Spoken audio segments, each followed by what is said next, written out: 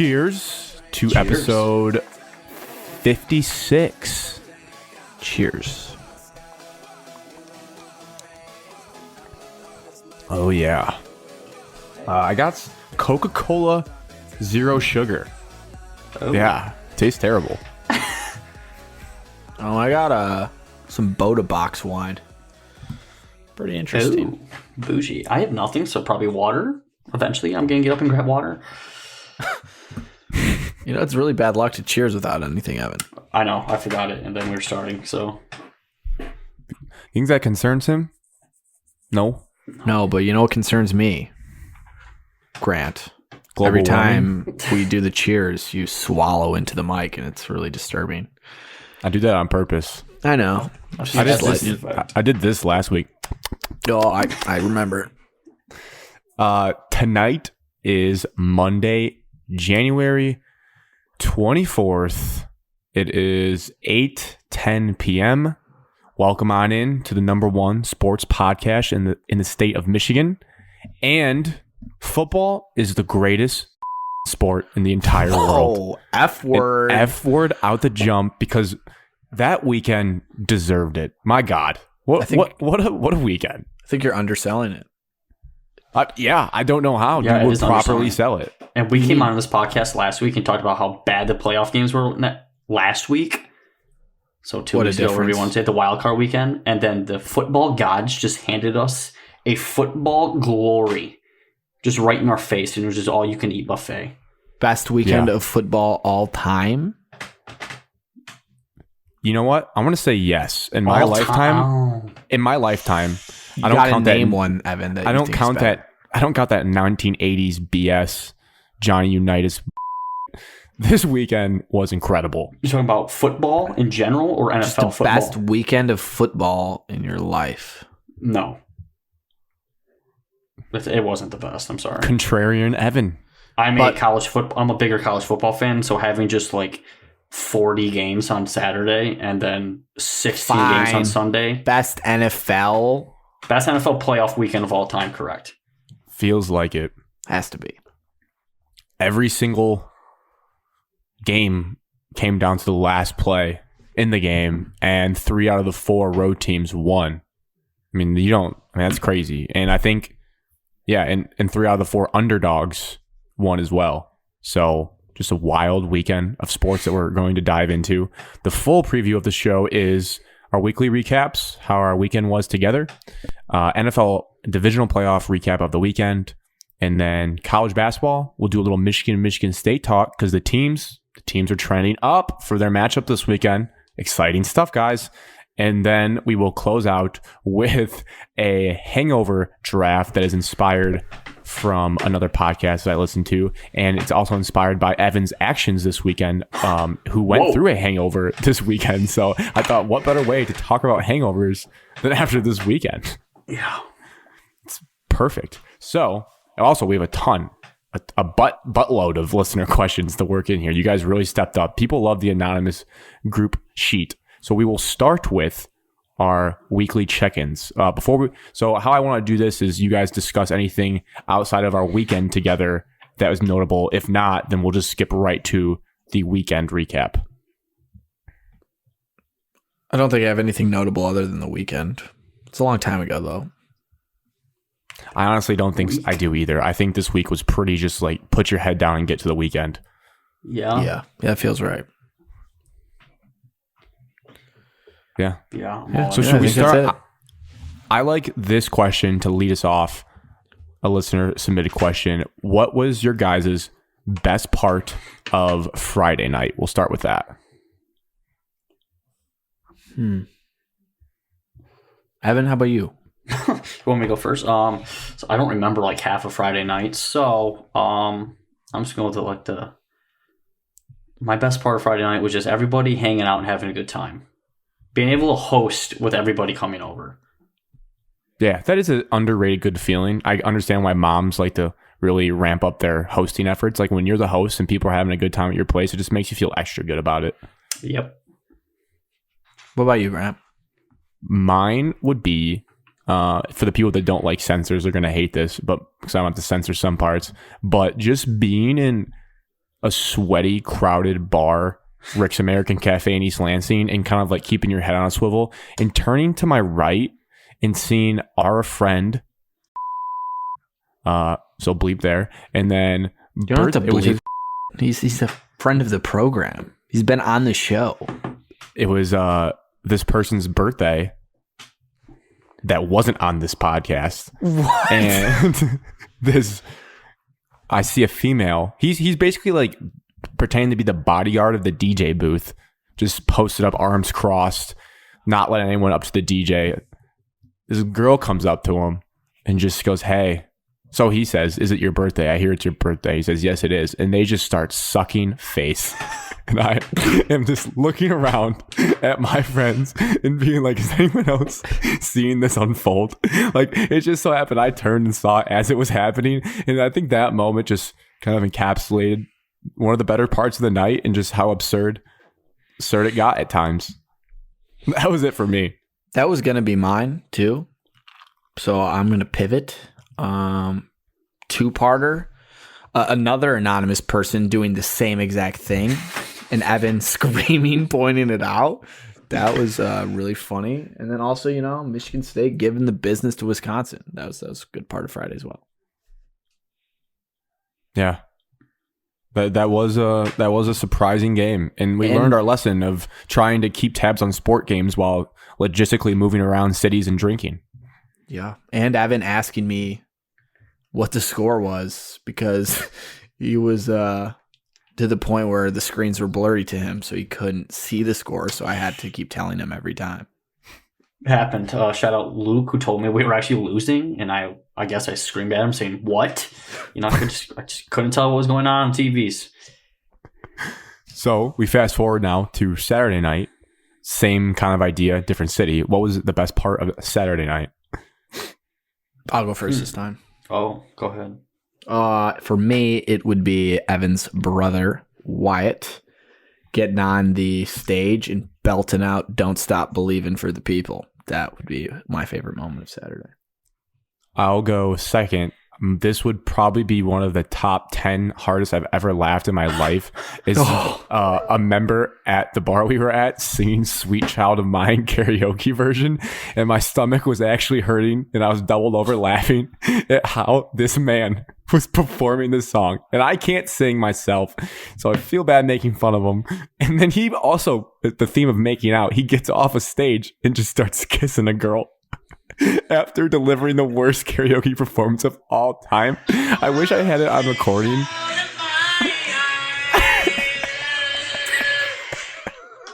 Play that one more time. One more time so the people really get it.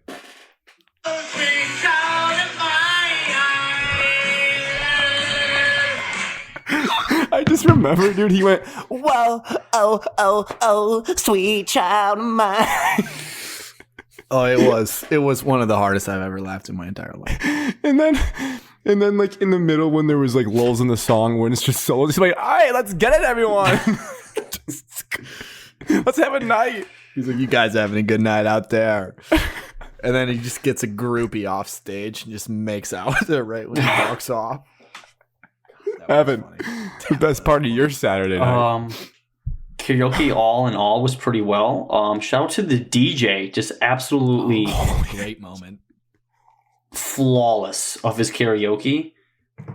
Didn't need the screen for the lyrics, just perfect rendition, and he has a great vocals, so shout out him.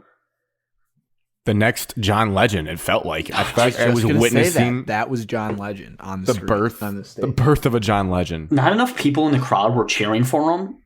He didn't get a big enough standing ovation. No, he should have got a bigger one. I was disappointed in the crowd. He was so humble too. He like bolted right off stage to get back to the DJ booth to do his job. But man, that guy was incredible. Yeah, so it couldn't have been more polar opposite from the guy that I listened to sing and him. And I would say Wyatt, our friend Wyatt, was somewhere in the middle of those two. Feels right. Wyatt had probably top 3 crowd reaction of the night for sure. Maybe we were just in the front row, so we couldn't tell. Yeah, I have no idea what it was like behind us, but it felt like people were into it. I had my phone camera on or my phone light on, like a lighter and everything. Yeah, it was good. And then I guess to piggyback, because there are different. I mean, that was a good question to really encapsulate the weekend. But this last question is interesting too. The listener wants to know, will we ever go to Rick's again? I think that might have been it for me. I don't know. He's I mean, it retiring. it hanging the felt pads up. like I was at a bar with a bunch of 15 to 16-year-olds. And I just got to that point where I was like, I might be too old for this place. That they've really youngened the clientele. And I might end up in there again, but as of right now, it's probably a no. To piggyback off that, and not to be a snitch, but I don't think Rick's American Cafe has checked an ID realistically in like 3 years. So something needs to be investigated there. But yeah, retirement is such a hard word. But yeah, I think I'm retiring from Rick's. Now, with that being said, you can always come out of retirement. Brett Favre did it a million times. But I will say this, I don't think I'll ever go to East Lansing again with like the main attention being we are going to Rick's. No, but with that all being said, I still had a fun time. It's just, you look around and it makes you feel uncomfy at times, and you try to avoid that the best you can. Yep. Evan, was it your send-off? I'm going to say never say never. No, not my send-off. I'm fully expecting to make an appearance one last time in there. Maybe I'll remember it more than last time. So I would say that was not my last time ever being in Rick's. Yeah, I can confirm this wasn't my last time being in Rick's. You can't go out with Rick's not gonna call it a loss that you had, but you can't go out like on a tough playoff loss like that. You need to come back and give it your all. Yeah. Any other parts of the weekend really? I mean, had a treacherous drive home Sunday morning. My goodness. Oh, it was miserable. It was terrible weather. Even worse, Evan, in the dark at 7 a.m. Dark, snowy conditions. There was one lane on the highway going 45 basically all the way home. Grant's not a road rage guy, but his road rage was out on Sunday morning. I mean, he was yelling at anyone and anyone that would listen. I found out that when I'm sleep deprived and people are going 35 on a pretty much paved road that you can go at least 60 on, I get upset at them for not going faster, even though it's a treacherous snowstorm. Got places to be, man. Come on. It's the one on the right. All right. So it was quite the weekend. If anyone wants to talk to us more about it off the podcast, reach out. DMs are open for Evan, so if you want to know more information, slide in. Especially if you're a female. Yeah, I was just going to say females only, actually. So now we move into the main attraction of the weekend, what we let off the show with. The NFL playoffs. My goodness. There's so many different ways to go to start here. We have a load of questions. I think could be fun is that each of us give a one-sentence summary of how you would describe this divisional recap. I wasn't prepared for this. I know. Neither was I. Just hit me as I was talking. I love it. Sentence. What about one word? No, that's way too hard. I'll do the cliche. The league is in good hands for years to come. Ugh. Boring. What, Alex? Come on. Grow up. Dare you to top that. I don't know, man. You didn't really set us up well for this. Not my fault that your brain's tiny and can't think. Football is king and always will be. Great answer, Evan. I don't know, man. I'm blanking. Oh, Are you kidding me? I wish I was. I don't know. You guys summed it up. We've already talked about every angle of it in terms We of haven't the most discussed broad general terms. We've already said all the most broad general terms about the weekend. You can go specific. It could be a Best football weekend of all time. There you go. Great stuff, man. I mean, we already said that. Let's start with the most recent game we watched, the Sunday night game, and work our way back. With another listener question, was Bills versus Chiefs the best football game ever? Should we go NFL football game? You should go NFL football game. You guys would probably say trouble with the snap because you probably... No. Emotions exploded in that game. Texas USC was a pretty good college game. So let's just go NFL only. All right. My answer is no. This is not the best NFL game ever. There are 2 games that are better than this one.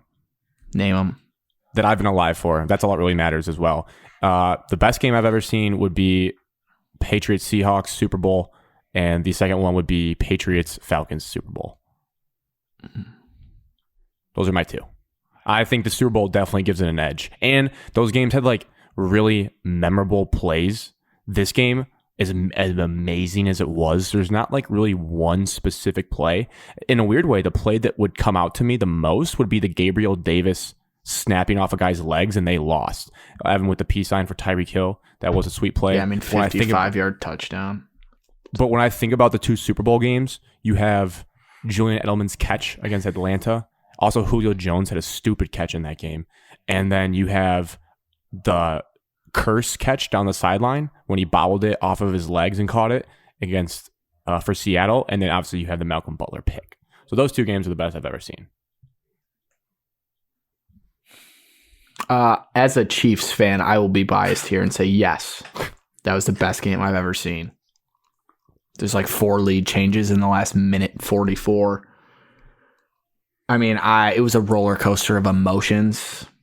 And, it was my squad other than the Lions. So, it was the best game I've ever seen. But I am biased. I would say that is the best playoff game I've ever watched. Yeah, I agree, Evan. So that includes 25 points in the last 2 minutes of the game. Both quarterbacks played flawless. Insane. No turnovers. Only 4 penalties in the entire game. Not a ref show. Not a ref show. Speaking of the quarterbacks, that's a good point there. Did you guys get the feeling, I said this to Alex out loud, just watching Josh Allen and Mahomes throw a football, just the nerdy mechanics of how they throw it, the violence of which they throw, the spin on the ball, how quick it comes out of their hand.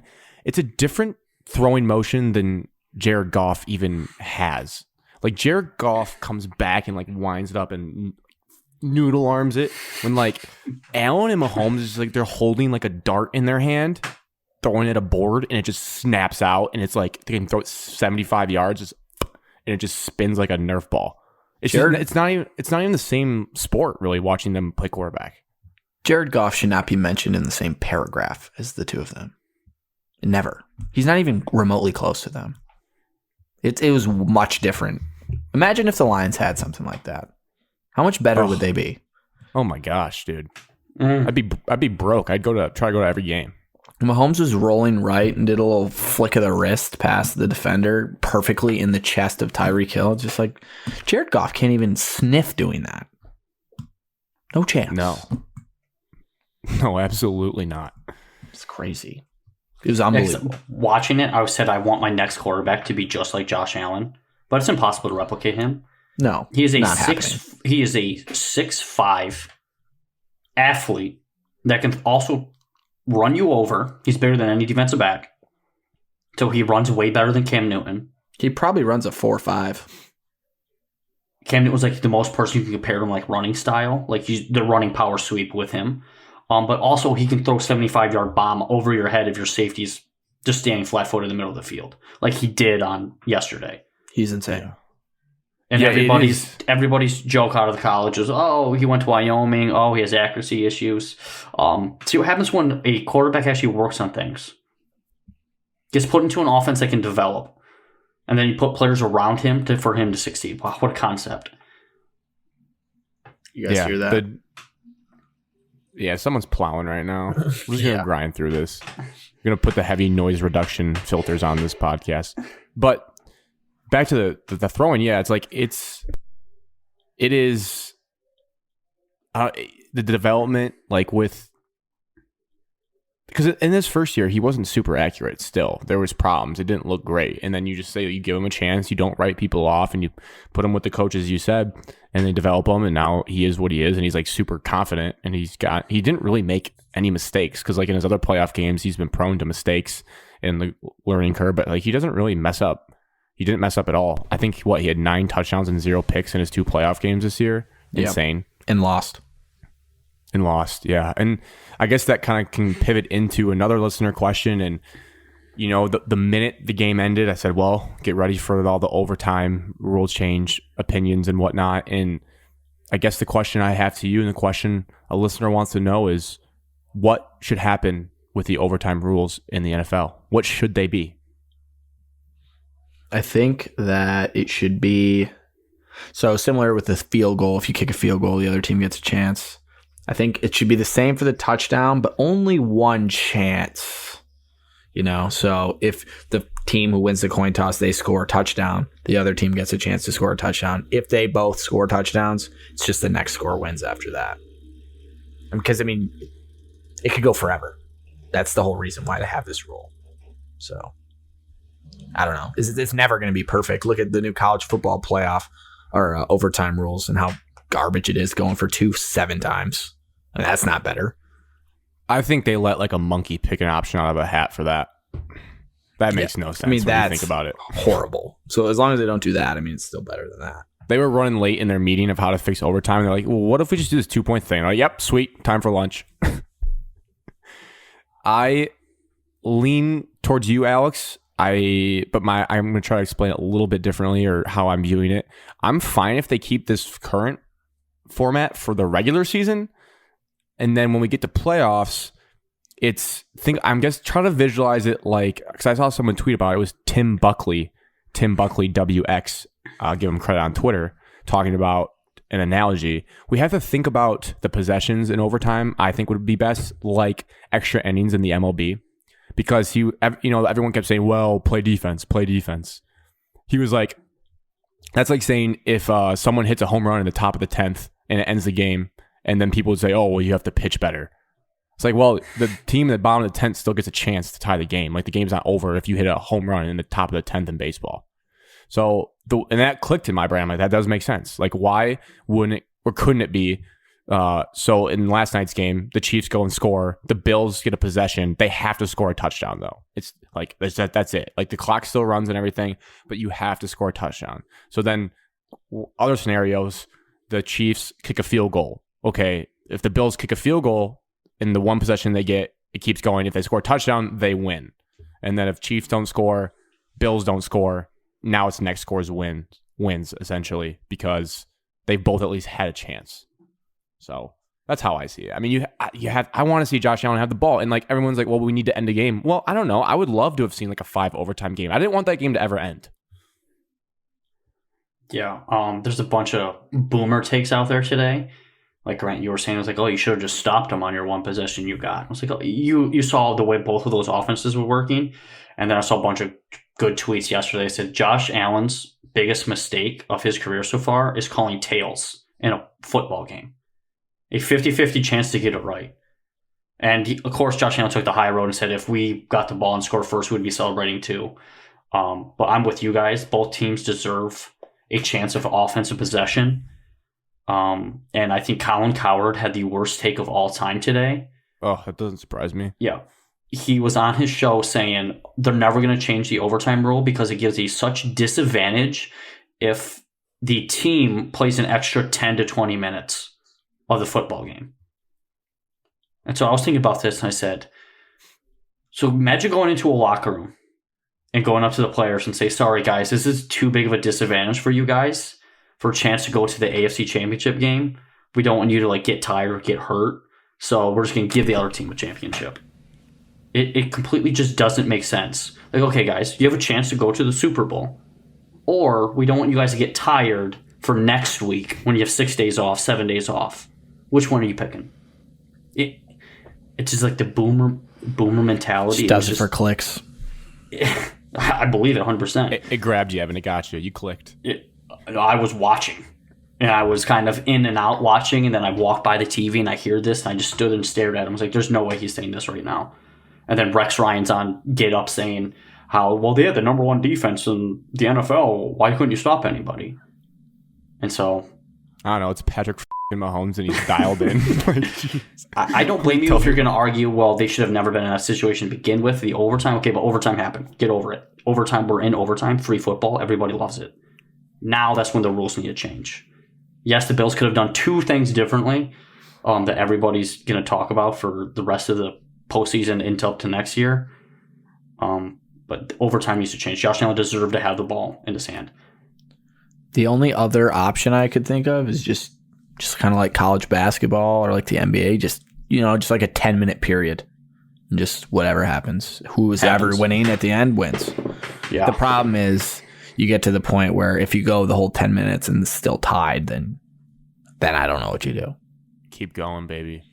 Then you could do another 10 minutes, and then you could also just do the college after that point, the 25-yard line or 30-yard line for NFL. Yeah. People forget this happened to the Chiefs against the Patriots a few years ago. Same thing. And they tried to change it. Andy Reid was part of a committee that like presented it, and they said no, we're not going to vote to like try that. It's because it hasn't happened to somebody with power yet. Yeah, Patrick Mahomes was working his way up. It happened to him when he was too young. He started too soon. If this happened to Tom Brady, or if this happened to the Dallas Cowboys, or if this happened to Aaron Rodgers. No, Aaron Rodgers chokes in the playoff. Facts. Or if this happens to like a big market team, so like a Jets or a Giants team, you need like a major market team, then you would finally see the rule change the following year. Mm-hmm. Speaking of, to go off of that, of the devastation of the game, and like it has to happen to someone big, and the poor feelings that come out of this game, and the worst thing the worst thing Josh Allen did was pick tails.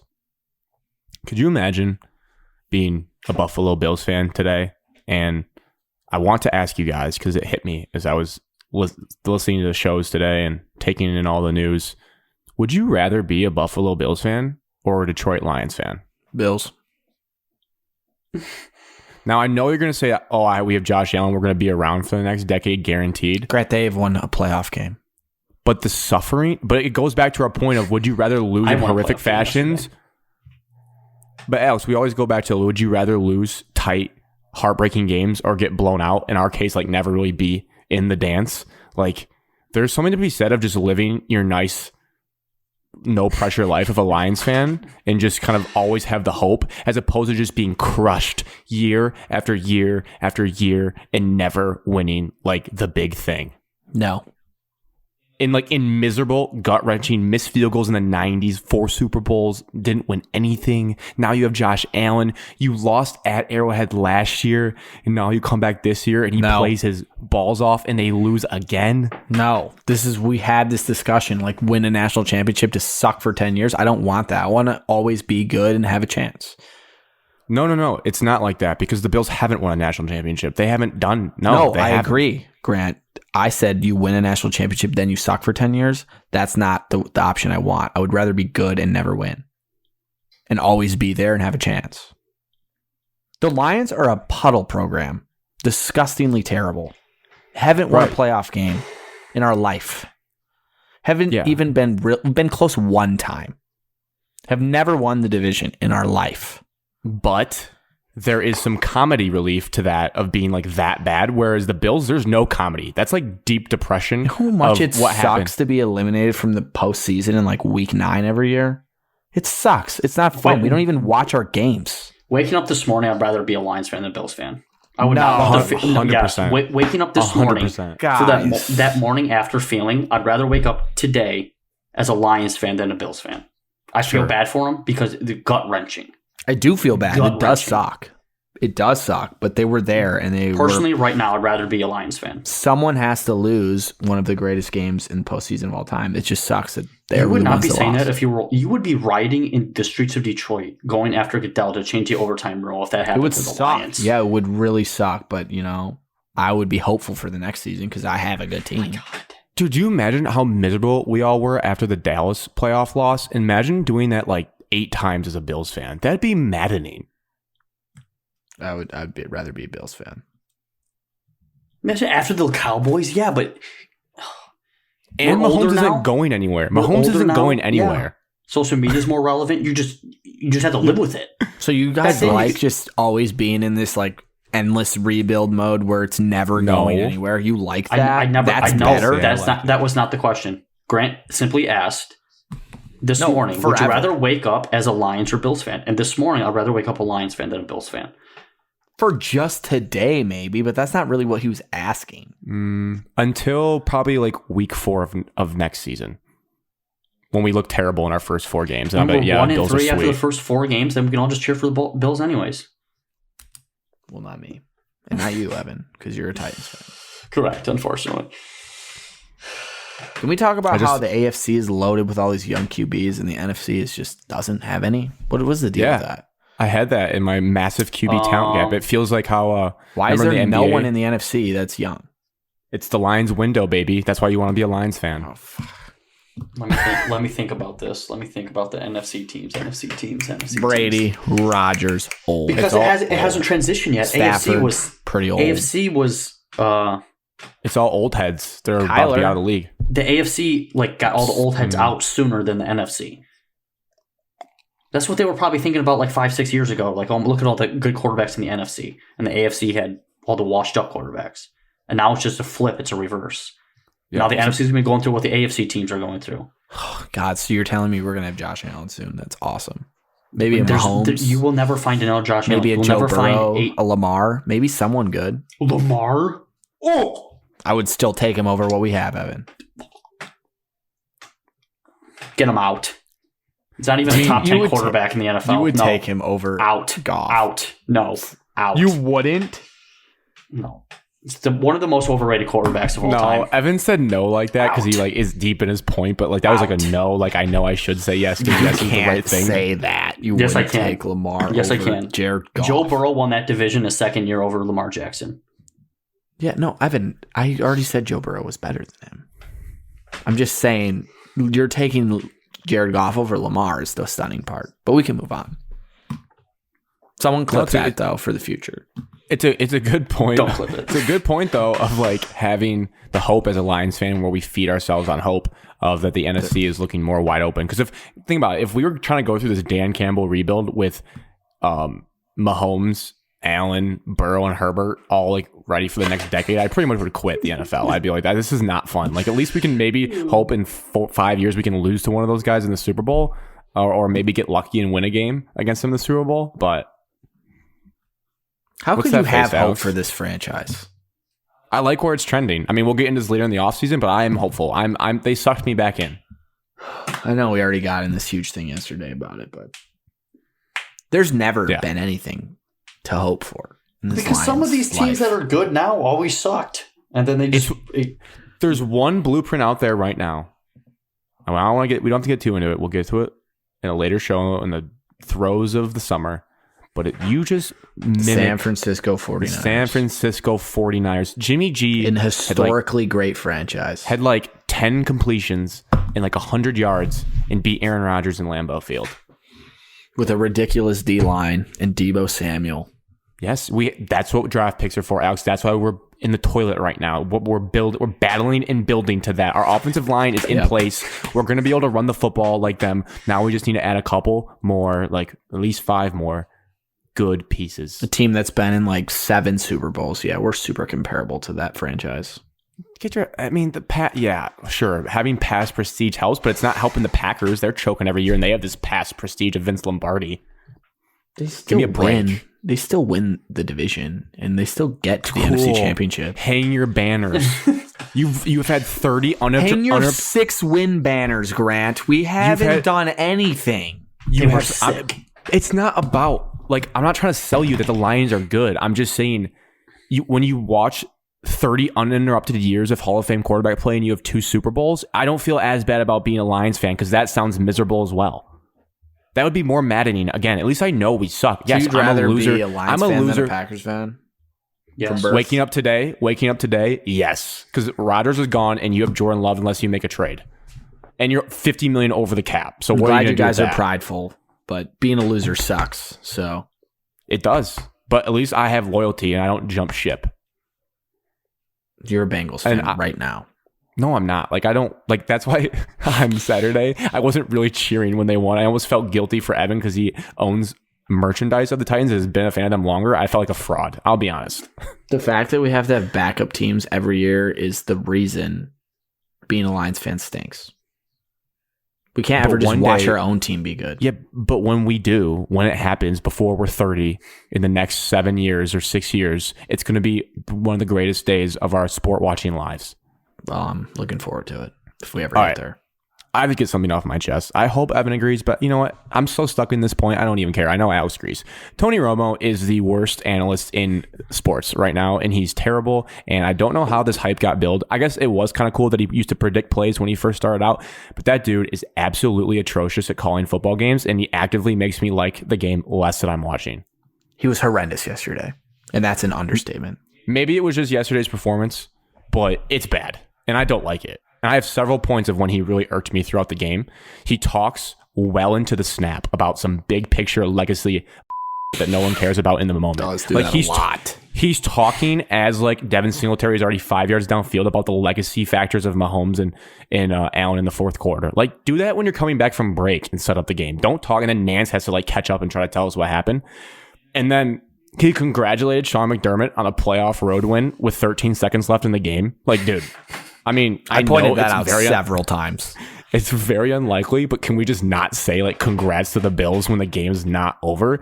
And then the audacity to make America think that Travis Kelce didn't catch that ball in the end zone to win the game. He's like, oh, he's not in, Jim. He's not in, Jim. As we're watching 15 replays, and he's like, oh, yep, that is a catch confirmed. It's like, dude, can you just take a break, hit the weed pen, hit a cigarette, and just relax and enjoy the game and let one of the best voices in sports, Jim Nance, lead the ship, and you just chime in with your analysis way less? It was bad, Evan. I'm hot and bothered. Because this is what happens when companies try to hire people that don't know how to broadcast. They just hire people, personalities, and that's just a warning sign. That's all you're going to get. That's all you're going to get from here on out. Is companies are just going to hire personalities, not people that actually like commentate or broadcasting for a living. Yeah, Drew Brees is a wet noodle. He's okay. He's not good on broadcast. Just doesn't talk much. The biggest thing is that like what they're doing now is just taking them right out of the game and putting them right into the booth. Like Troy Aikman had to call a bunch of like overseas games and other games before he got his NFL shot. I remember reading that somewhere. Like, he did not just get to come from being the Dallas QB into the NFL booth. He had to like work his way and get reps up to that. And I think if they did that, like you think about Greg Olson, he had to do like college games, or Orlovsky was doing college games. And then like as they work, then you see them on the big games, the biggest games, and they're like way more coached up and the moment's not too big for them. Greg Olson was doing XFL games, yeah. Tony Romo's like a schoolgirl in the booth, just watching the game as a fan and just kind of screaming. Panties are dropping. Like, you can't believe what's going on. Whereas I know some people get upset that Al Michaels and Joe Buck act like they've been there before, but sometimes it's nice, like, to remind you that like we don't need to be pooping our pants at every 15-yard gain. I don't know. I could rant about it for days, but try not to let it distract me from the glory of the football that I was watching. Best network to watch a football game, Evan? Rapid. Best network? For CBS. An NFL game. Oh, he goes with Tony. I don't like Joe Buck and I don't like Collinsworth. I'm going NBC or Fox. I like both. CBS is my last. I'd probably go in that order too. I pick CBS because of Jim Nance. I love Jim Nance. I can't stand Tony Romo. It's really ruining it. Let's transition to then the second game, or the first game on Sunday. Evan, I think you're going to be doing most of the talking for this one. Stafford, the legend of Stafford grows. The legend of Lions fans telling the nation he's been doing this for years, beating Brady. May have retired Brady. We'll see what happens here in the offseason. We'll kick this off with another listener question. They want to know, how do we feel about Stafford winning? And do we want him to go get a ring, or do you want the draft pick, a better draft pick? Evan, your thoughts? We should all be cheering for Stafford because he was able to escape the Lions organization. He now has more playoff wins than the entire Lions organization in the Super Bowl era. Double. Okay, 2-1. Congrats, it's double, Alex. Good for you, Alex loves saying double. It's double. Cool. Do I want him to get a ring? Absolutely. Like, once you traded him to the Rams, you knew the Rams' goal to get when acquiring Stafford was to win a Super Bowl. So you already knew it was going to be in the playoffs. You already knew it was going to be past like 26 or on. So, like, that range, it doesn't really affect me. I'd rather see Stafford get a ring, 100%. Yeah. I think we touched on it a little bit last week with the Cardinals game. I feel like I'm just indifferent or numb to all of it. This weekend did make me feel some emotions towards it, thinking like I felt happy for Stafford, and also the in your feels moment of the way he was doing the clock it motion, and that's exactly like one of your moments, Evan, with Calvin Johnson or Stafford with the Riley. It looked just like that. It looked identical to it. So that was kind of cool to see, like the videos mashed together. But as happy as I was for Stafford for getting it, I got this weird feeling seeing videos on our Shout Out Michigan Sports timelines of like Lions fans screaming, "That's my quarterback," and like flashing their Stafford jerseys. There's something about it that just felt kind of weird, but again, like to each their own. I'm just not in that camp per se. I'm more in like, well, to be honest, going into the season, I wanted the Rams to be a dumpster fire, because if there was a chance we could get like a top 15 pick out of it, I would have much rather have that. But as you say now, Evan, like once they made the playoffs, it's going to be late 20s, 30s. So I don't really care if he wins a ring. I'm not going to be actively rooting for it, but I'm not going to be actively rooting against the Rams next week per se. I'm happy for him. If he gets a ring, that'd be cool. If not, I'm not going to be devastated. I think the only thing that irks me is that Lions fans feel like the Lions are winning playoff games and the Lions are going to the NFC Championship. Like, it's not. I mean, I like Stafford. He's a good guy. He did a lot for our franchise, a lot for the community, a lot of good stuff, but I'm not like ride or die. I need him to win a Super Bowl. It's not going to affect my life too much. But if he wins one, I'll be happy for him and be cool. But I'm also not rooting against him, like Grant said, but it's not something that, pushes the dial either way for me.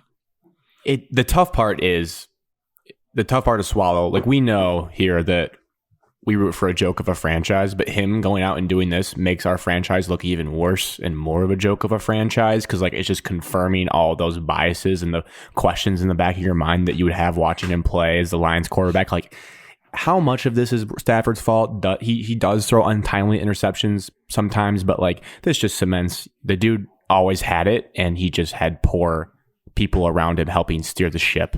And at least him and the Lions had a nice friendly breakup, so I can be indifferent about it and like be happy for him when he wins. That's all I'll say, really. But that game was drunk as well in a different way. It wasn't like a beautiful game like Buffalo, Kansas City. It was just like sloppy and fumble galore and Spartan dog Brian Allen. Tough snap, tough communication between him and Stafford there. Got on the spotlight though. A lot of camera time. Yeah. Some good pub there for him. But yeah, that was a very exciting game in general. I think we'll move to Saturday night. Probably my personal favorite game of the weekend. Oh my gosh. Aaron Rodgers and the Packers were the number 1 seed, got a bye week.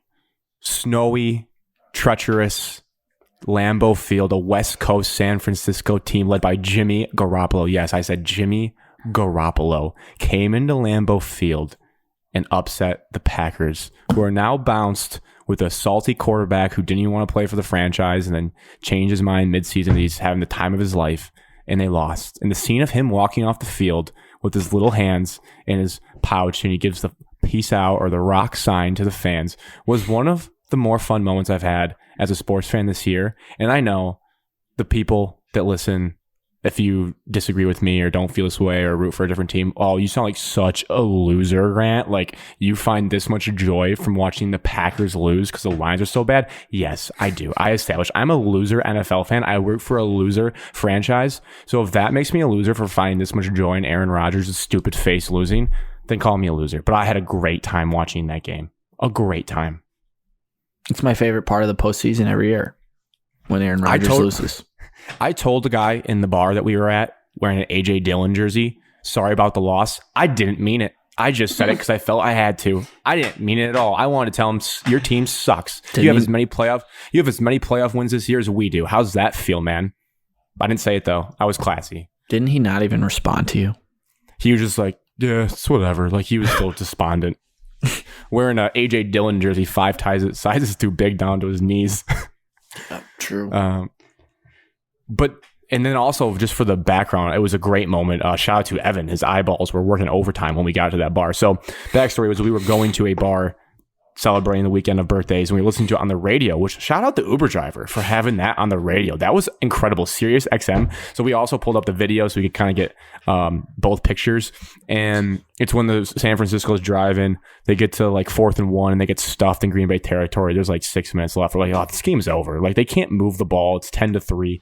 We get in the bar. We don't even really think to look at the TVs. At least I didn't. We were ordering drinks and the TV wasn't right there. It was off to the left. And I don't know how, Evan, the angle you saw, you're like, I think it's 10-10. And I was like, what? You think it's 10-10? We just watched them get stuffed. They couldn't even have the ball back. And so we walk over. It is 10-10. And San Fran has the ball like close to midfield going, towards Green Bay's end zone. I'm like, what? So I go on like the score app right away and I'm looking at it and I just read like blocked punt. I'm like, Evan, they blocked a punt for a touchdown. It was unbelievable. And they showed the replay and we're just like, oh my God. So that in itself was one of the more surreal like moments of how did this even happen? And then we watched, and then Alex comes over. Your reaction, like you couldn't believe it. You're like, I was what? stunned. You're like, no way. This game was Jimmy 10-10 Garoppolo right had now. like 8 completions when I left off. I'm like, there's no way this game is ever going to be for the 49ers. And then obviously you guys know what happens. They go and we get the clips after the game of Gold saying that is so awesome. Then Jimmy G coming up and saying fuck the Packers. Just great moments. But Evan, did you find as much enjoyment out of seeing the Packers lose as I did? Probably not as much, but I did enjoy it. To a certain extent, friends of the podcast, rumor has it, they were saying they weren't worried about this game facing the 49ers. That friend of the podcast was going to be on the show if they got into the Super Bowl. So yeah, sorry about that. Said man. he wasn't nervous. It's a playoff game. You should always be a little bit nervous. But the fact that the Packers went down, scoring the first drive, easy, 7-0, boom, just like that. And then you managed to only get 3 points the rest of the game. Aaron Rodgers probably had his worst performance of the season. Didn't look like he wanted to find the right read. Looks like he was targeting a couple people too much, or eyes were too much and didn't let the game flow to him. But I do enjoy it because going into the season, I didn't think Rodgers wanted to play there. And I think all of the stuff about, he's mending relationships, I don't think that. He's been asked in multiple interviews, like, how's your time in Green Bay this year? And he always says, I'm enjoying playing football. He doesn't mention saying anything about the Packers. And there's rumors that the Packers organization only calls him number 12 and call him by his first name. So, and plus Aaron Rodgers has killed the Lions throughout our entire childhood. So it's finally good to see that he goes out with his tail tucked between his legs and goes out a loser. I was just going to say, as a loser. And great point there, Evan, because that's what I wrote down too. Hearing people discuss it, and you look at the other games we watched. We saw in that Sunday night game, Mahomes and Allen target a million different receivers. I mean, Gabriel Davis had 4 touchdowns. That just shows you they go through their reads and they throw it to who's open, no matter what. Aaron Rodgers, I think 21 of his targets were to Devontae Adams and Aaron Jones combined. He only threw to those 2 players essentially, and just like was stubborn in his ways, like you said. And like Allen Lazard didn't have a catch until like deep into the third quarter, I believe. And it just, I don't know what that is from him, of his stubbornness of thinking like, I'm not going to trust the play. I'm going to just stare down a dude.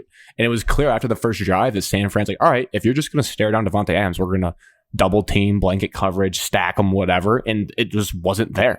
And I don't think they had Tunyon. Obviously, like he got hurt earlier in the year. So it was a mix of weapons, but their team was loaded. Their defense was fully healthy. I mean, they had guys making plays. It's not like San Fran played good. And then another thing that was fascinating, I guess, in circles, NFL analytic circles, they keep stats of special teams and whatnot. And the Packers, the whole season, had the worst special teams in the entire league, 32nd. It's the first time a 1 seed had ever been 32nd in special teams rankings, and it showed. I mean, they had a field goal blocked, and they had a punt blocked for a touchdown. So the special teams actually did come to fruition in that game, and it hurt them. And it's stunning. And like you said, Evan, with the toxicity in the franchise, you have to think like this could be the end. That could be the last game for Rodgers in Lambeau, and I'm fascinated to see where he goes. It kind of makes me little nervous because I feel like if he goes with the right situation, he'll be right back in the Super Bowl because maybe just a change of scenery will do him good. But I don't know. It'd be kind of fun if he stayed there as long as he didn't torment us too much and continue to like lose in the playoffs because it's kind of comical at this point. And the Rodgers Brady debates can end forever. If you ever come at me, anyone comes at me with that. If anyone comes at anyone with that, like I think Rodgers, I don't know when they vote, but I'm pretty sure he was like the front runner to win MVP. But it just feels so wrong if he wins that after what I watched from quarterbacks around the NFL. Who's going to win it? Like, I don't know. Matthew Stafford. I honestly think Cooper Kupp should be the MVP in the entire league. He was unbelievable. He's an unbelievable football player. Won the Triple Crown for the wide receivers. Yeah, you just don't see stuff like that. Yeah. So if I had a vote, which we should, because we're national analysts who are smarter than Colin Cowards of the world, I'd vote for Cooper Kupp.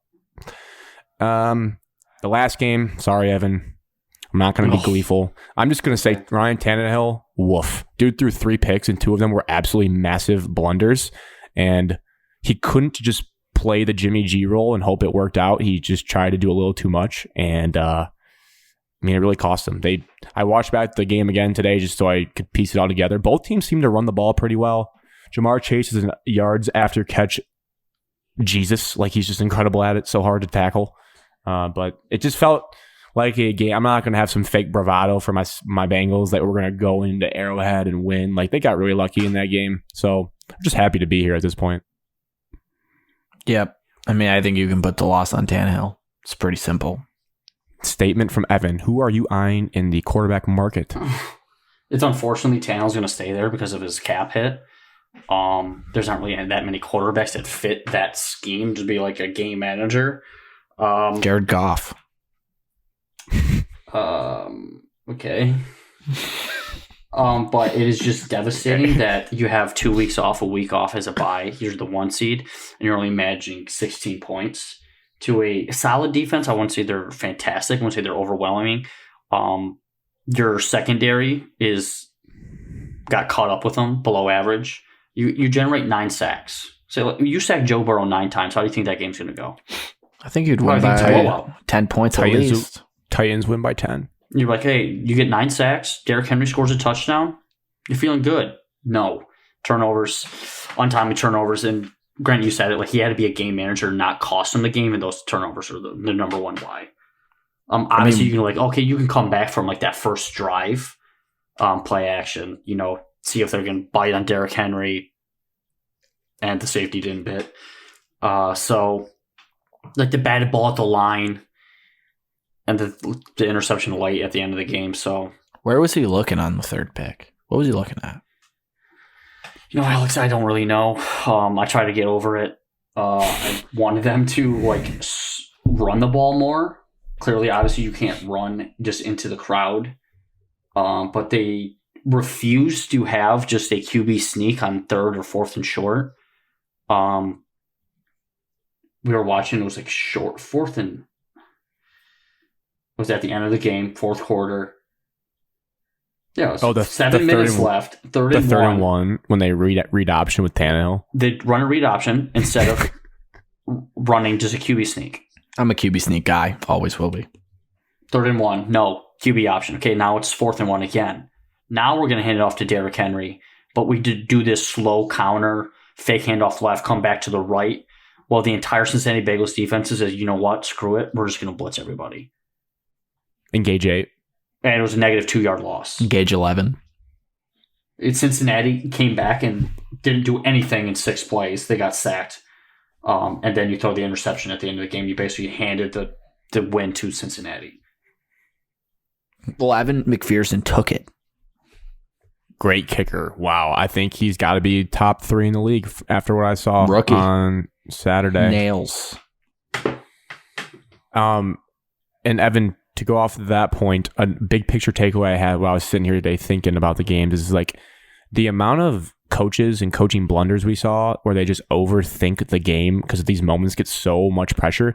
One, it makes me nervous for when Dan Campbell is inevitably in that situation because we will be on the right path here in the near future. But let's just run through the games. I mean, even the teams that won had some blunders. Not sure what Andy Reid was thinking there on 4th and 1, putting Blake Bell under center, run a nice little speed option with him. Thrilled about that.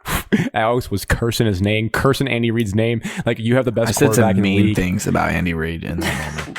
Like, if you're going to do the Blake Bell thing that you've done all year, or Travis Kelce, just at least do the QB sneak like you've done. Why run a speed option that was into the short side of the field? Oh, my God.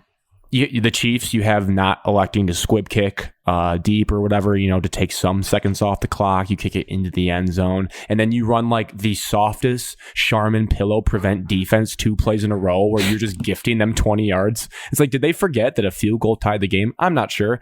And then on the flip side of that, Tampa Bay, you get all the way back in the game. And then Todd Bowles is like, you know what? Let's cover 0 and just like get beat by Cooper Kupp. It's like, I understand you don't want to play prevent defense, which I'm all about, but let's not go Greg Williams, New York Jets, and just blitz everyone and lose the game. And then on top of Vrabel's and Tennessee's mistake, I think on the play calling there, that they big brained the first touchdown and Cincinnati jumped off sides, so they get it from the 1. Like, now we're gonna go for 2. It's like, let's just take the point. I mean, I know maybe the odds tell you getting it from the 1 is so much easier, but I don't know what the point. I don't know like how advantageous that is to happen. So these coaches that are so revered and whatnot, they just slip up sometimes, and it just shows you how, I guess, people's brains break in these big situations. And never forget Matt LaField goal last year, right? I think that game, from what I saw coaching-wise, was pretty clean. I don't think there was any I just wanted to get some Packers slander in here. Also, after that game, the debates of, like, should playoff games be in, like, good weather places and domes? Should everyone be in a dome? Because it was weird, I'll say, watching that game and then watching the first game on Sunday. It was like a different sport. But I guess that's the advantage. So I like snow games, but it is kind of interesting.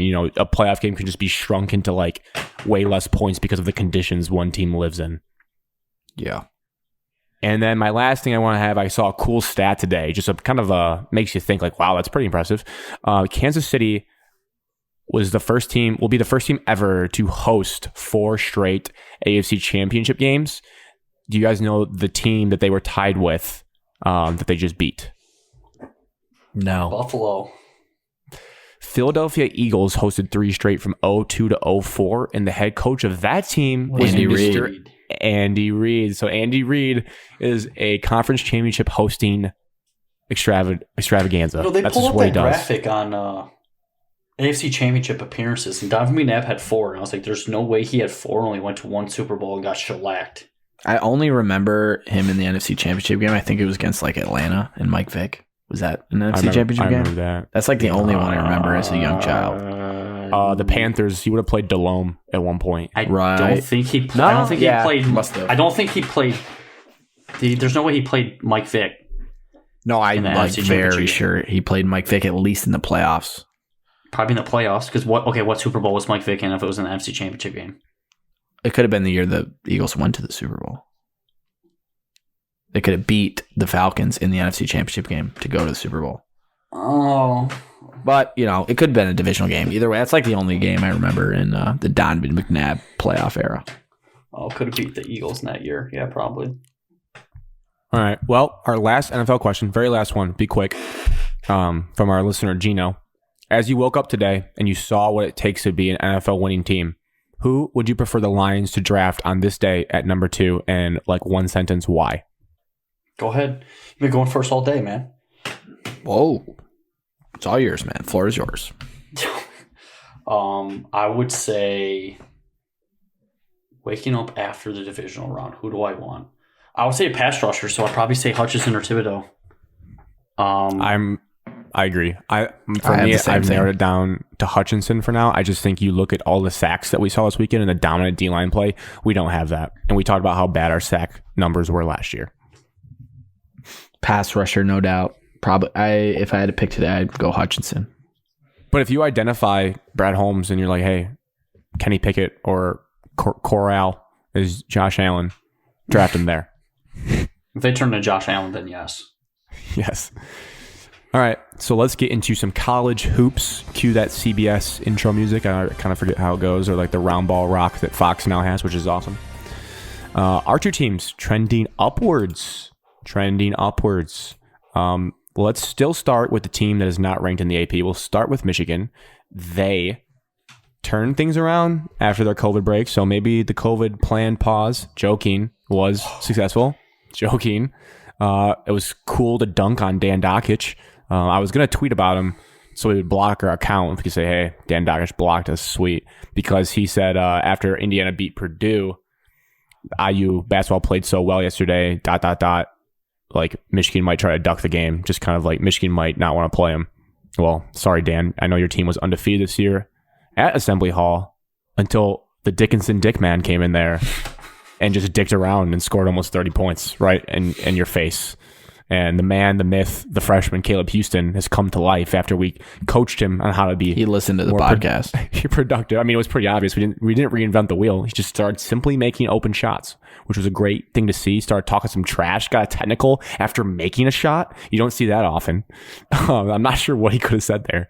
But my review of recent games was Maryland stinks, so there wasn't much to really read off of that, but it was good to see them make shots. And then IU, that was a really massive win. I talked to Alex earlier in the year. I try to think about March Madness and what it all means and what factors get you there. And whether we like it or not, according to my source, Alex Gillen, the net ranking matters. That is what the committee goes off of a lot of times. It is. And whether you like the algorithm or not, whether you're a Ken Pom guy or not, Michigan jumped from 54 to 38 in the net after their win against Indiana. So now they are a 10 seed, 9 seed in the NCAA tournament.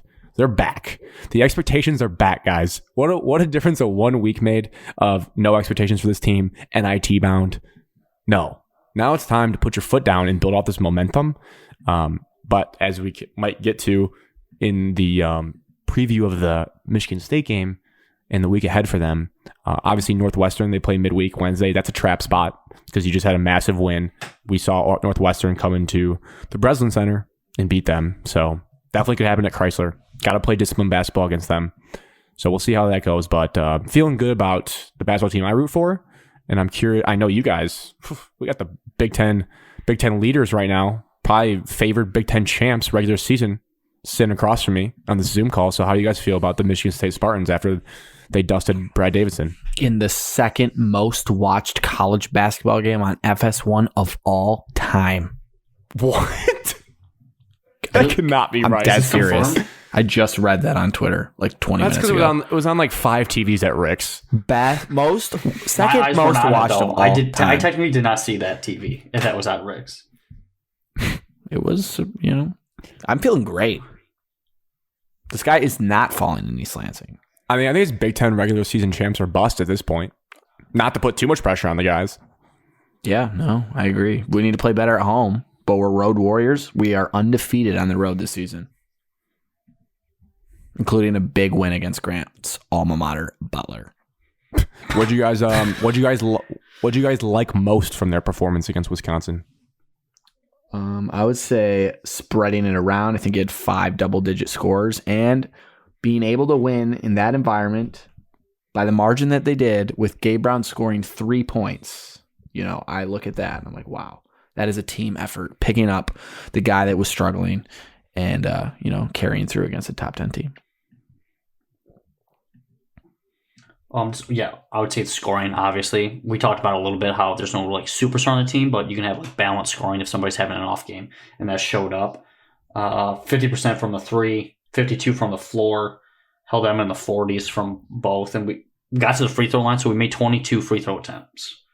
22 for 28, so we made 22. And then obviously we out-rebounded them. They were out with their number 1 center. He's like the third option in scoring for them. So give or take here and there. But, 13 turnovers is still a lot. But with this team, the progress needs to be made where it's those turnovers. And our 2-point guards only had 4 turnovers of the 13. So Walker had 3 of them, but Hogard only had 1 turnover in 25 minutes of action. Hogard had his best game of the season by far. Yeah. I mean, he 4 was rebounds, 8 assists. He was 8 from 10 from the free throw line, so that means he's driving. He's getting fouls called on him. He played really well. And I know it was super early in the game, but when you get down 8-0 on the road, especially at Wisconsin, and then you come back and you just put the throttle to them in the first half, it's good to see good response from this team. Yeah. No, it was gritty. If you're just box score peeking, which I kind of am, because after the first half, I didn't see much of the X's and O's of this game. But you look at that, like I think it was good game planning of Michigan State, looking across at the other 5 people they were playing and saying, you know what, we're like a better athlete than all of these kids at every position. Maybe Johnny Davis has a case to be made, but he's probably being guarded by Christie or Gabe Brown, who are just as athletic. Like, we're just going to get to the paint and make this a game that we muck up and like get to the line and get our points that way. And then you add on to that going 6 of 12 from 3, like 50%. I mean, as a team, unbelievable. So, but it shows, like, you look at Wisconsin, 29 threes. So Wisconsin couldn't get into that paint. They had to settle for all these deep shots. Yeah, you look at the box score, Johnny Davis 25, Brad Davison 22, but then outside of that, no one does anything. So you just kind of funnel everything into those two and to make Chucky Hepburn beat you. And it's like, well, he can't. He can't did hit some shots. He did hit some shots. Chucky didn't need that stray, but what I'm saying is, like, you guys were like, you know what, we're just going to get into the paint against a team that's not as athletic as us, and then rely on our defense to, force them to these outside shots. And you think about, like, 29 threes, they made 12. That game could have been way uglier. Like, they shot almost 42% from 3, shooting that many threes. That's not a guarantee. So it could have been a way uglier game than it even was. So I think just overall, that's just like gritty in the paint basketball that Michigan State's known for. And plus, on top of that, you say, yeah, Johnny Davis had 25 points. Quietest. He had 25 points on 20 shot attempts. He was 8 for 20 from the field. So, I mean, I'll take that all the time. And missed 12 shots. I will say, Brad Davison, he lit it up.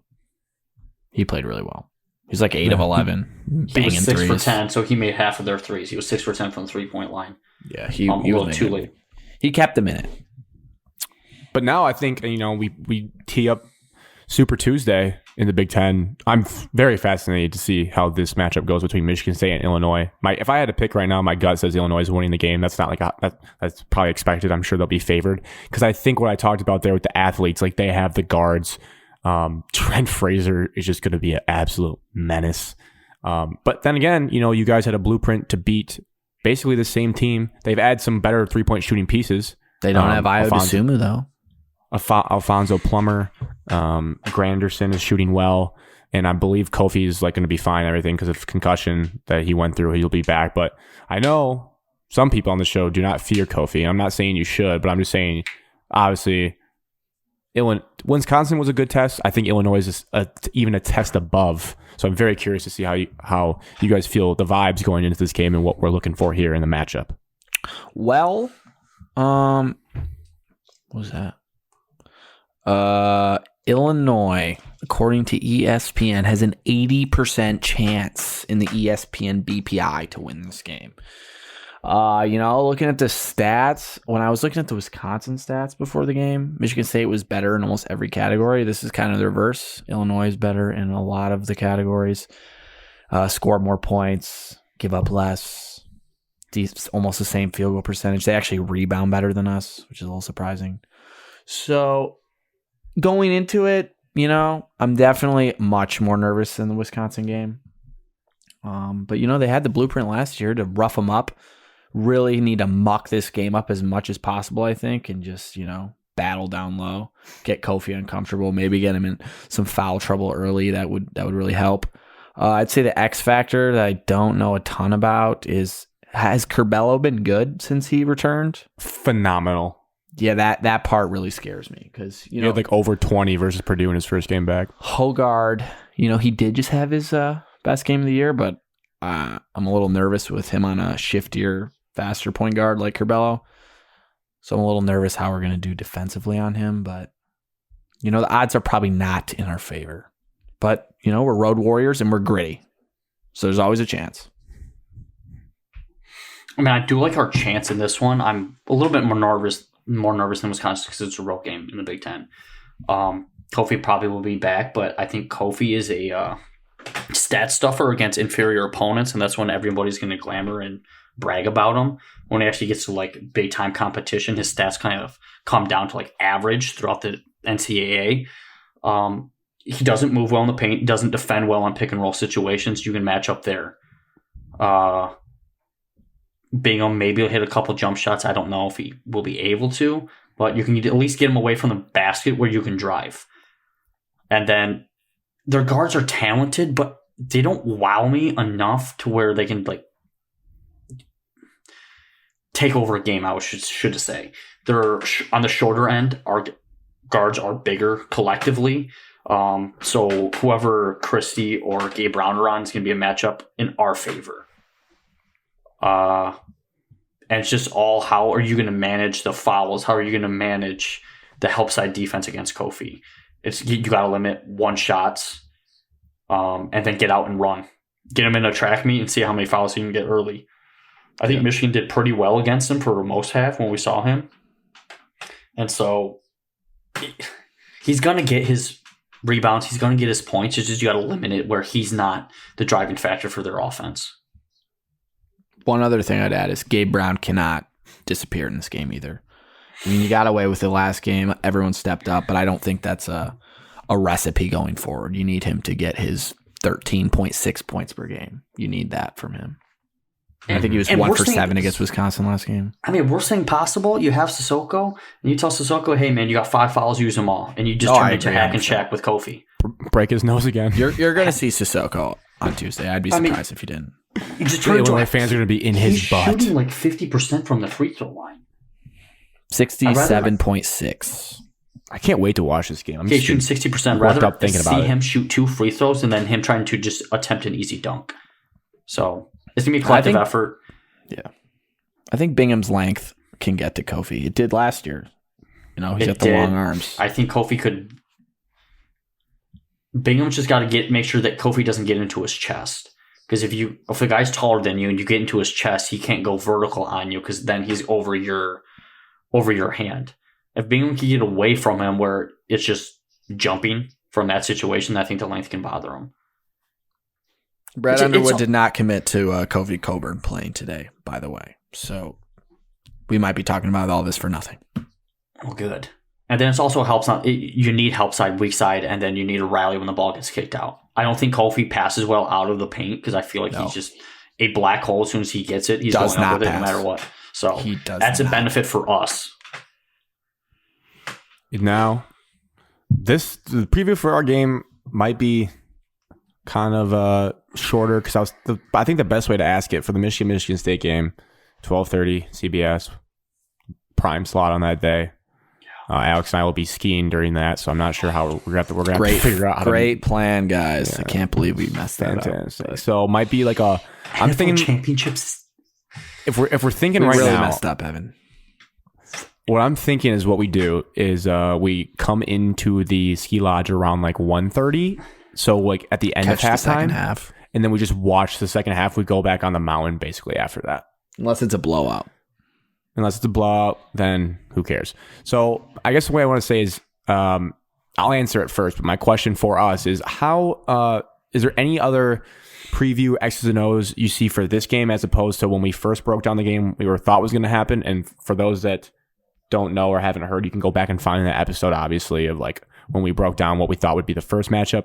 For me, I don't think really much has changed other than like X's and O's wise, like my X factor of Houston having to make shots, all the same thing. I think maybe I just have a little bit more confidence in the Michigan team to show some fight and grit defensively to keep this game closer. Like I still do not think they're going to win. And my reasoning is too, I was thinking about this the other day after they beat IU, which was a fantastic win. Don't get me wrong, but you also have to realize the situations of letdown spots and get up for spots. It was a must win for Michigan after they played Maryland on Tuesday, so they had a bunch of rest before Sunday. The game wasn't until Sunday. Meanwhile, IU had a knockdown, drag-out fight, the game of their season versus Purdue, won the game. Everything goes to their head. They blow it. Now we have the dread situation for Michigan where the state game will be their third game in the week, starting from the calendar day of Sunday. That's your third game of the week.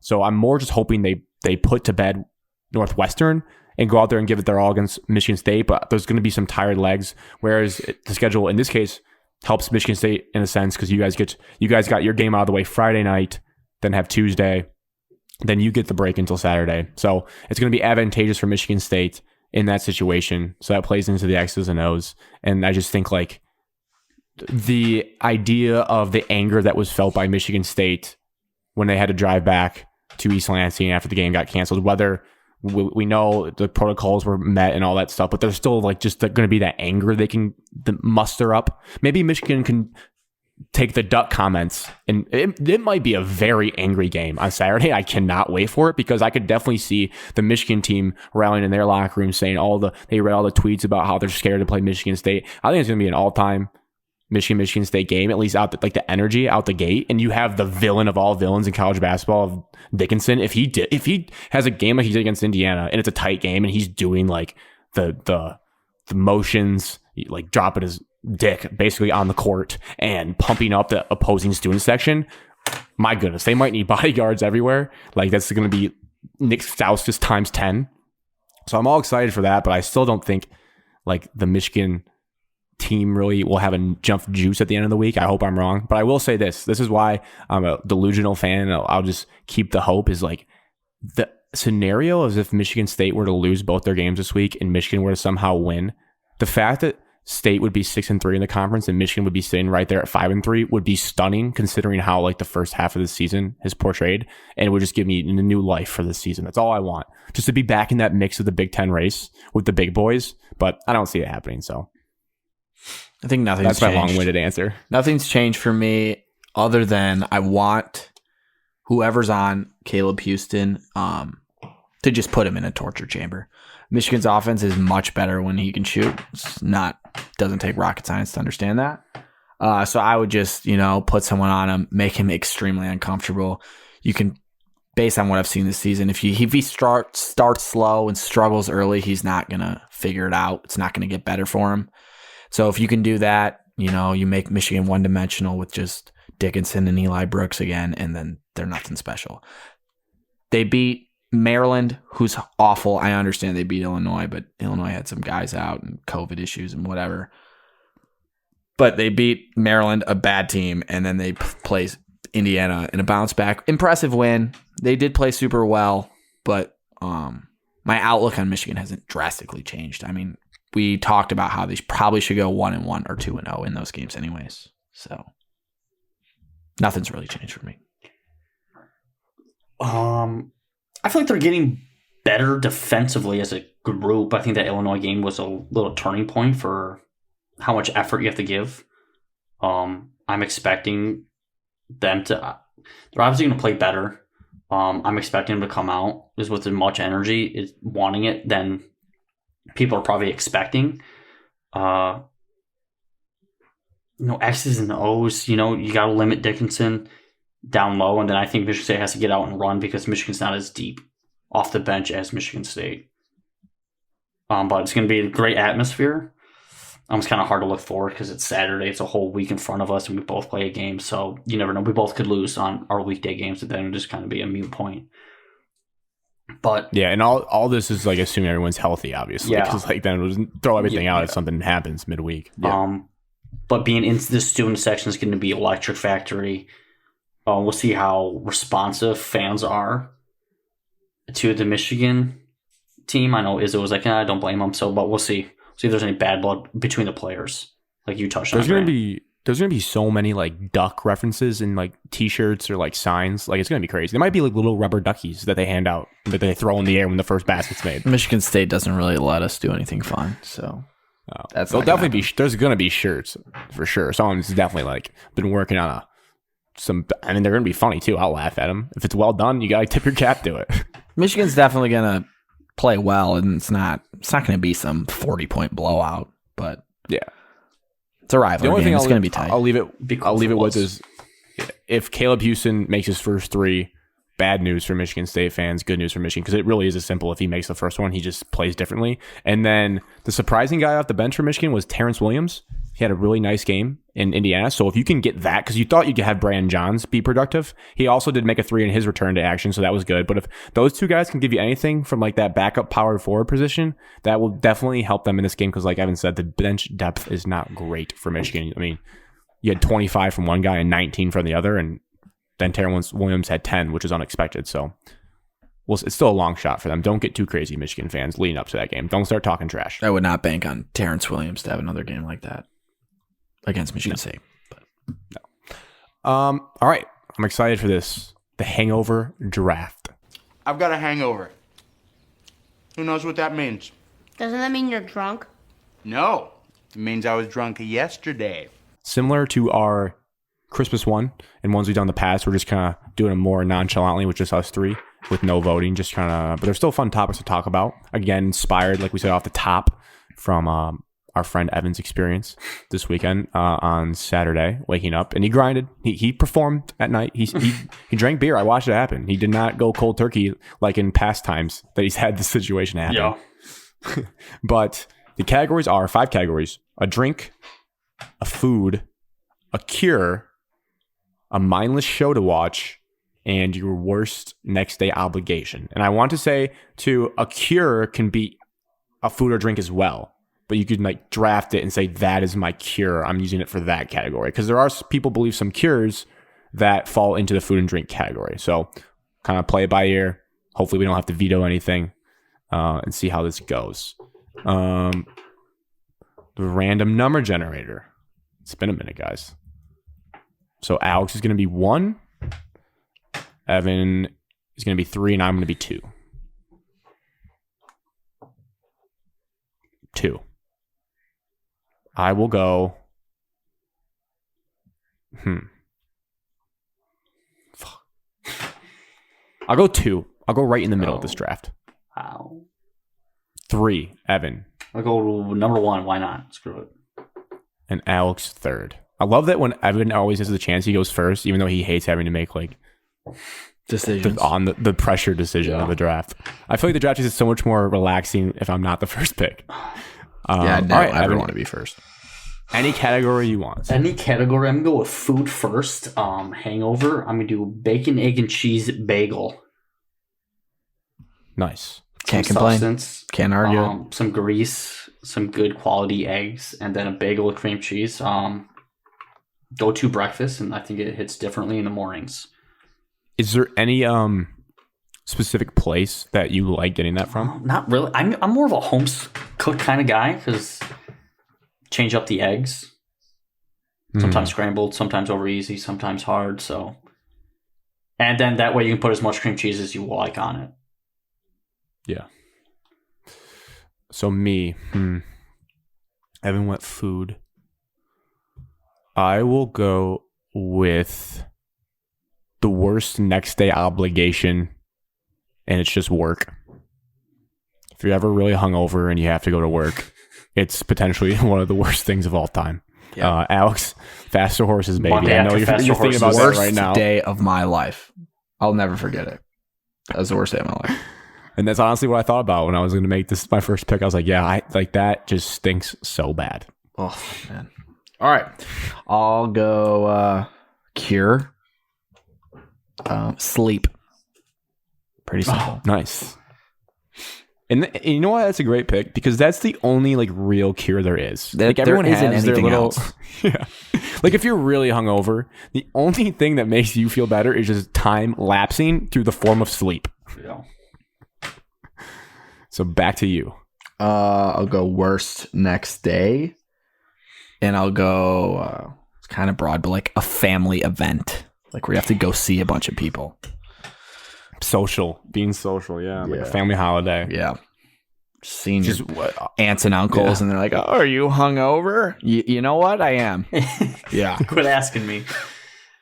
Which is always why the night before Thanksgiving is so weird that it's like the biggest bar night, you know? Yeah. You think you just want to not go hard that night. My second pick will be I'll go drink because I'm going to bank that you guys will not steal my mindless show. My drink is just, oh man, this is tough. Do I do like the obvious one? Because there's an obvious one staring us in the face. I think we all know it. There's one that I like the most. Have written down. I'll go with what I like the most, and it's a large iced coffee with a little bit of cream in it. It's fantastic. Could be McDonald's with the sugar. Could be Starbucks. I just love a nice large iced coffee, and I've read that coffee can actually make your hangovers worse. I don't think it's the case. I'm not going to consider it the cure, but it definitely doesn't make me feel worse. It makes me kind of like get a little bit of life in me. All right. Tavin. I'm going to go drink, and I'm going to go Gatorade or Powerade. Oof, nice. Good one. personal preference. I'm a huge lemon lime guy. I was super hungover. gross. I don't know why. That tastes the best to me the next day. The electrolytes. Never been a lemon lime guy. Let's see. I got Cure. Show to watch. Yeah, this kind of took sleeping. I shouldn't say it, but I'm gonna go Cure. I'm just gonna go a nice shower. I like it. And Sometimes shower it makes maybe. me more sick though. If it's too hot, you know. You wanna, know, like, throw sometimes up. you gotta go. Sometimes you gotta go cold shower. Yeah. Sometimes you gotta go warm. Sometimes you gotta go happy medium. But I think just forcing yourself to get clean, outside clean, maybe makes the inside clean. So I'm gonna go shower. Inside clean, outside clean makes the inside clean. Put that on a shirt. That's sweet. That was one of my cures. So now I'm really back into a corner. I think I gotta take my cure now. Because wait, Alex, you did take Sleep. a cure, so I don't have to take it now. Yeah. Okay. So I will go food then, and I'm going to go with a sausage, egg, McGriddle. and cheese McGriddle from McDonald's. Oh my God. That is delicious. You get the maple syrup from the pancakes. Your fingers are all sticky in the car. And you're just chowing down on some fresh sausage and cheese and egg. The egg really sucks at McDonald's, but you're really there for the sausage and the cheese. Yeah, it's You fantastic. get a hash brown on the side. Yeah, I'm not going to take that. I'm going to leave it open if Alex wants to take that. But yeah, I don't want to take the whole meal. But yeah, the hash brown's phenomenal. Unless you get one of the ones that Alex and I got this past weekend, it was terrible. It was like the softest, I didn't get gooeyest one. hash brown. Oh yeah. I thought you were talking about McGriddles. I was like, I didn't get a No. McGriddle. No, the hash browns are bad. On to me. Mm-hmm. I'll go food. 2 picks. First. Just a fat stack of pancakes. Oh, You know, wow. just Holy. soak up all the booze. Just a fat stack of pancakes goes fantastic after a hangover. You know what's better than pancakes? Waffles. Waffle House waffles. Yep. I can relate to that. Now, some of my picks are different because I'm thinking in terms of like I'm not deathly hungover. If I'm deathly hungover, I'm not eating till like 1 p.m. and I'm eating like buttered toast. Like that's what I'm putting in my body. That's to what I start had the on day. Saturday. I had toast. I didn't put something into my body until like 2:30. Yeah, the sausage McGriddle is like a caveat if I'm like just kind of a mild headache. Like if I'm really in death's door hangover land, it's toast at like 1 p.m. It's last year at your guys' place when I didn't move from your lazy boy. It wasn't eating until like 6 o'clock, 7 o'clock at night. Sometimes I don't even eat at all. Just sleep and just lay there. Yeah. Well, I'm just thinking Alex. like a minor hangover for the fat stack of pancakes. So Yeah. everyone knows. Right. Good clarification. Drink, because I don't really care. I got a bunch of shows, so I'll let you guys go before me. Oh, okay. Drink, go a large McDonald's Coke. Oh, wow. Yeah, but I gave up pop on January 1st. Going strong so far. So does that only happen for you when you really sleep in and you're going out around like 11:30, or will you get that at 9:30 if you have to get like food? Maybe. I would certainly consider it. I would probably go orange juice in that scenario. Another personal favorite, that'd be my close second. But something about the caffeine, you know, a little sugar, get your energy going. Carbonation Right. in the stomach. Yeah, I mean, it's probably not great for you, but Tastes helps. great. You know, ginger ale and Verner's stuff. is medicine, so it's true. My mindless show to watch is Bar Rescue. I vividly can remember. Wow. Just it's a ballsy pick because some people are going to be like, you want John Taffer screaming at you when you have a pounding headache. get up. I know it's a little weird, but I just love the repetitive marathon nature of it, and then the way the format's set up. You can just watch it for like 7 hours and be every time like, wow, I love what they did with that bar at the end. I'm always fascinated by it. I love it. I can remember like at least 5 days off the top of my head where back in Tecumseh, I would just lay on the couch in the living room and watch Bar Rescue all day. That's good. So Two. my turn. Mm-hmm. I got my last two. So show to watch or thing to watch. I think the perfect one is just whatever low, boring, not entertaining golf tournament is on for that Dude, weekend. you took mine. Come That's what you on. do? Sunday golf is the best when you're hungover. You put on just whatever golf tournament is on. Maybe Gymnance is doing it, maybe not. You're probably going to take a nap halfway through it. You don't so even care. mindless. You Don't even care about watch the it. leaderboard. You're just staring at green grass. That's all you're staring at. You like pop on the Sony Open. God, that is a Yep. good one. That is the best one, I think.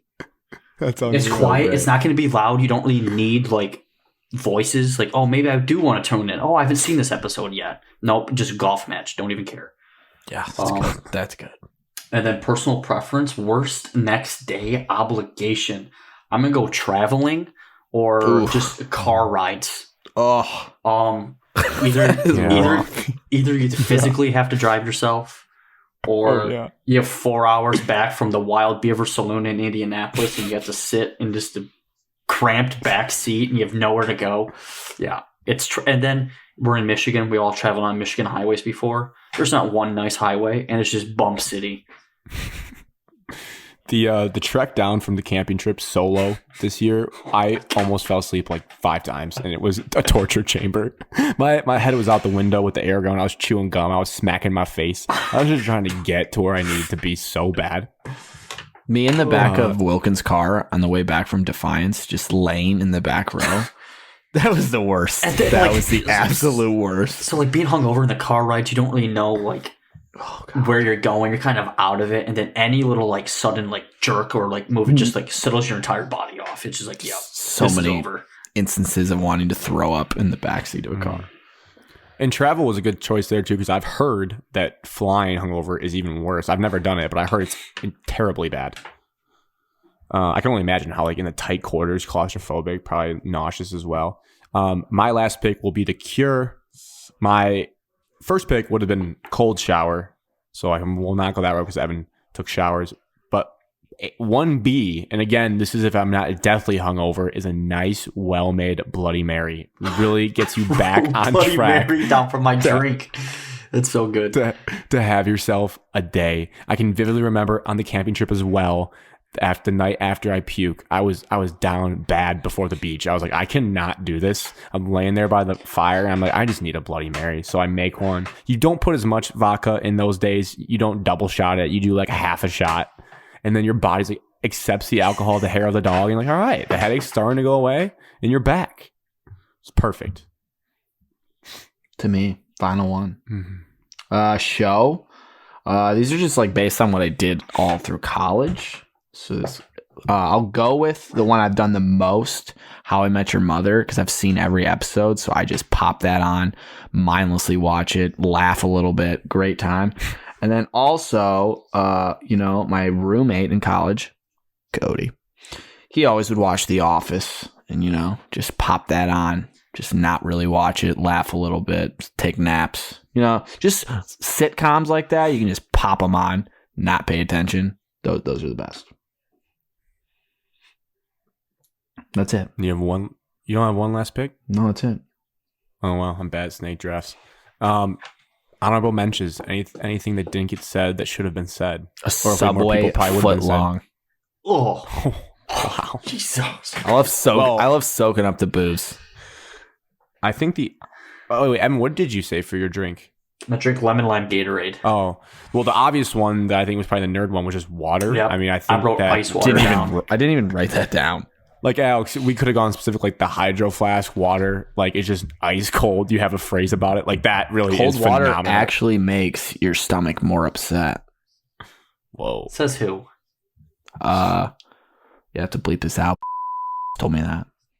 Oh wow. Oh. Why? Congrats on med school. Some medical reason, I don't remember.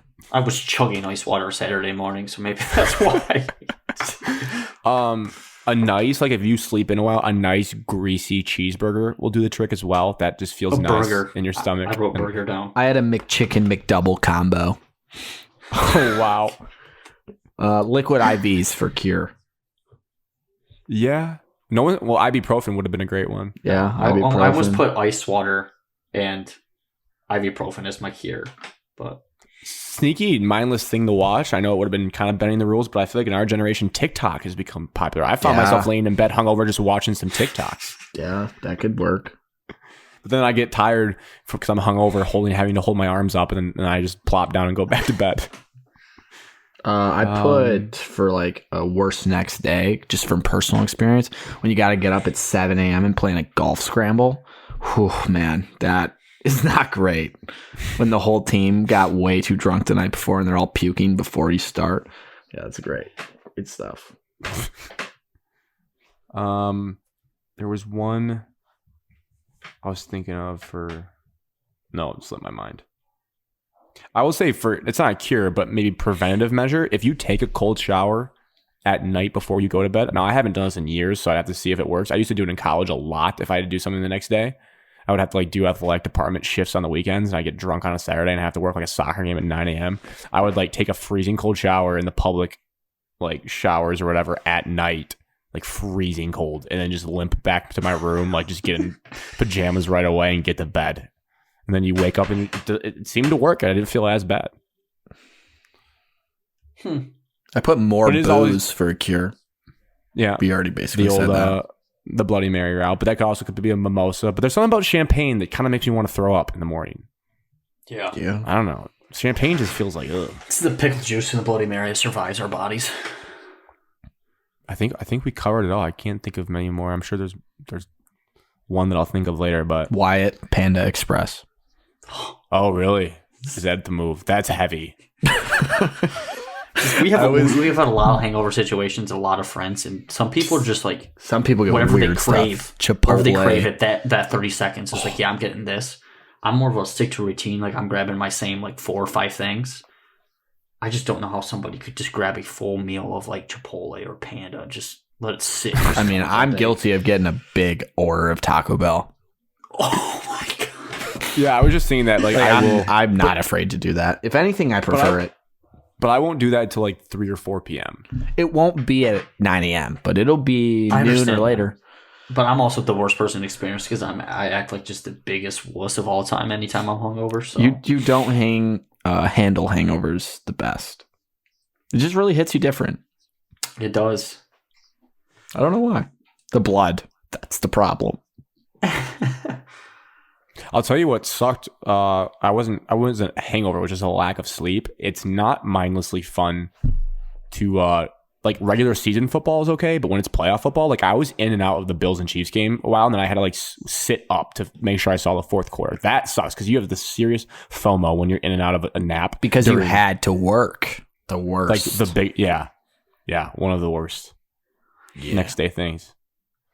All right, that wraps up this show. Oh wait, no, it does not. Oh no, we missed one question. We missed 2. We missed 2. One was Gino's City. I'm going to acknowledge we are not getting to the Amani Bates one today. I do not have the energy to discuss that. We could do it quickly, but I want to give it some justice, I guess. But you know what? Let's just do it quickly. I don't think Amani Bates should have gone to MSU, and it would have made Michigan State worse if he did. I think it would have made Michigan State worse, and I think for Amani Bates personally, he might have benefited from being in a structured organization. But That's true. That actually might have been the case. But I think he would have caused a lot of drama, and it would not have been good for us. I think he should have gone to MSU. I wish he was at MSU currently. I'm the fan or the NCAA analyst that it never hurts to have more athletes on your team. I did say more depth doesn't hurt. But also, I don't know how much we would have gelled as a team to have that super ego. And I think if like Tom would have benched him like he probably would have wanted to, like that would have just caused a nightmare. So, but a Hall of Fame coach, you can't argue it. So, well, he would. Yeah, I'll ask the city one to close out the show. So, the logistics to get there at Shot of MS on all the platforms: Twitter, Instagram, TikTok, Facebook. We have a YouTube channel as well. That's where one of the places you can listen. YouTube, Apple, Spotify. Social media is great for video clips and graphics. Good discussions on there. And then and the Twitter is where we get like the live game stuff if you want to follow along our thoughts like live with something happening. And then review, rate, subscribe, follow, whatever you need to do on the platforms would be really helpful. Send a link to a friend, ask them about what they thought about some of the parts of the show. And then continue to ask questions because they're really good. And like we said, we will do what we need to do to get to them during the show as long as they kind of fit the themes, which they did this week. There's 6 of them, so great job, everyone. And we'll end the show here with a last one. If you had to live in one city the next 5 years outside of the state of Michigan, Your job is to be a professional podcaster, so there's flexibility there. Where would you pick? I'm picking Nashville, Tennessee. Yeah, I haven't been to a bunch of Titans. cities. I put down 3. Austin, Pick one. Oh, Scottsdale, and Nashville. I don't want to live anywhere that's that cold. So I picked pretty warmish areas other than Nashville, which is just a cool vibe, but still warmer than here. My pick could kind of be dumb because I don't know much about it other than its reputation of just being beautiful. Give me Honolulu, Hawaii. That would be cool. Aloha. San Diego would be cool as well. Give me the warm weather. Yeah. Common theme between our answers. I avoided California. It's expensive. Cheers to close out episode 56 and to warmer days in the state of Michigan. It's snowing all today. Cheers. cheers. To skiing during the Michigan and Michigan State game. To the 29th being the Breslin Center being a torture chamber for the Michigan Wolverines. Yeah.